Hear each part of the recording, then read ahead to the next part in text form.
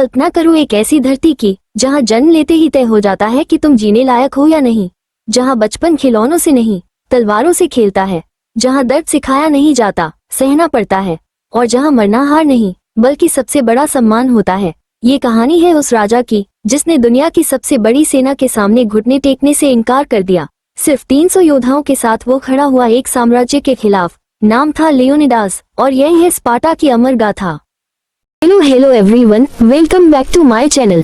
Guys, एक छोटी सी request है आप सब से, अगर आपको ये वीडियो पसंद आई हो तो प्लीज इसे लाइक दीजिए और कमेंट जरूर कीजिए, और अगर आप ऐसे ही मूवी एक्सप्लेनेशंस देखना चाहते हो तो चैनल को सब्सक्राइब करना बिल्कुल ना भूलें। मूवी की शुरुआत में हमें एक बूढ़ा व्यक्ति दिखाया जाता है जो एक नवजात बच्चे का मुआयना कर रहा होता है कि कहीं वह बच्चा कमजोर या अपंग तो नहीं है।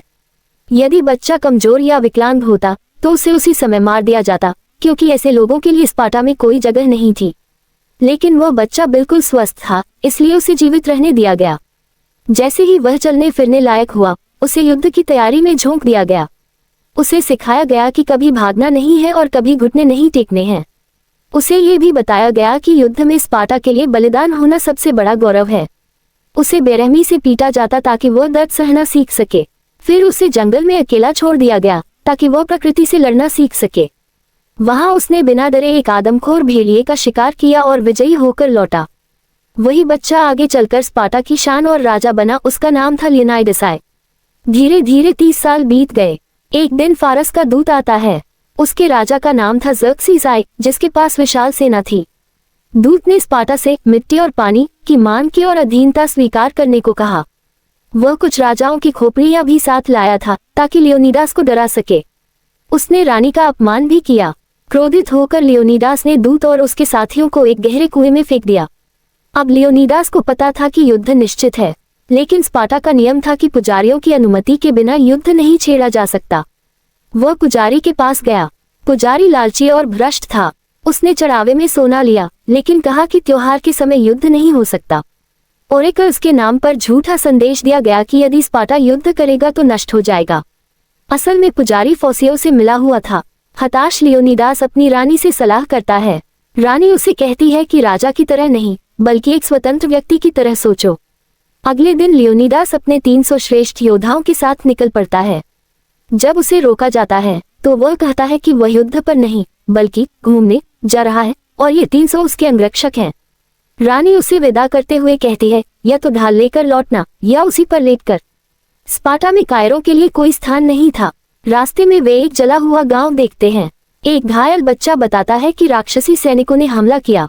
आगे समुद्र तट पर वे फारसी जहाजों को देखते हैं। तूफान में कुछ जहाज डूब जाते हैं, लेकिन असली सेना अभी बाकी थी, हजारों नहीं लाखों सैनिक। रणनीति के अनुसार वे फारसी सेना को एक संकरे दर्रे में रोक सकते थे, जहां विशाल सेना एक साथ हमला नहीं कर सकती थी। तभी एक कुबड़ा व्यक्ति बताता है कि पहाड़ के पीछे एक गुप्त रास्ता है। वह भी लड़ना चाहता है, पर उसकी शारीरिक कमजोरी के कारण लियोनिडास उसे मना कर देता है। अपमानित होकर वह क्रोधित हो जाता है। युद्ध शुरू होता है। 300 स्पार्टन वीरता से हजारों फोसियों को मार गिराते हैं। स्वयं ज़र्क्सिस आता है और लियोनिडास को प्रस्ताव देता है, घुटने टेक दो, तुम्हें यूनान का शासक बना दूंगा। लेकिन लियोनिडास मना कर देता है।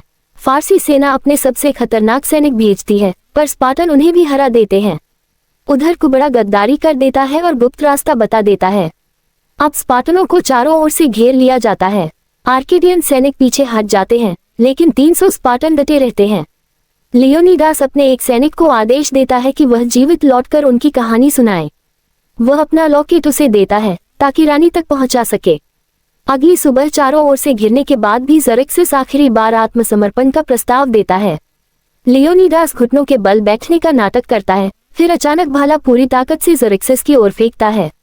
भाला उसे छू जाता है और खून निकलने लगता है, ये साबित करते हुए कि वह भी नश्वर है। इसके बाद हजारों तीरों की बारिश होती है और 300 स्पार्टन वीरगति को प्राप्त होते हैं। दूसरी ओर सैनिक रानी को लॉकेट देता है।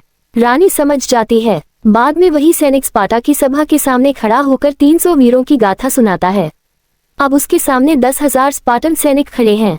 वह उन्हें याद दिलाता है कि दुश्मन अब भी 300 की तलवारों का खौफ नहीं भूला है, और इसी संकल्प के साथ वे फिर युद्ध के लिए आगे बढ़ते हैं। कहानी यही समाप्त होती है। आगे की कथा दूसरे भाग में। जारी रहती। आपको यह मूवी कैसी लगी कमेंट करके जरूर बताना।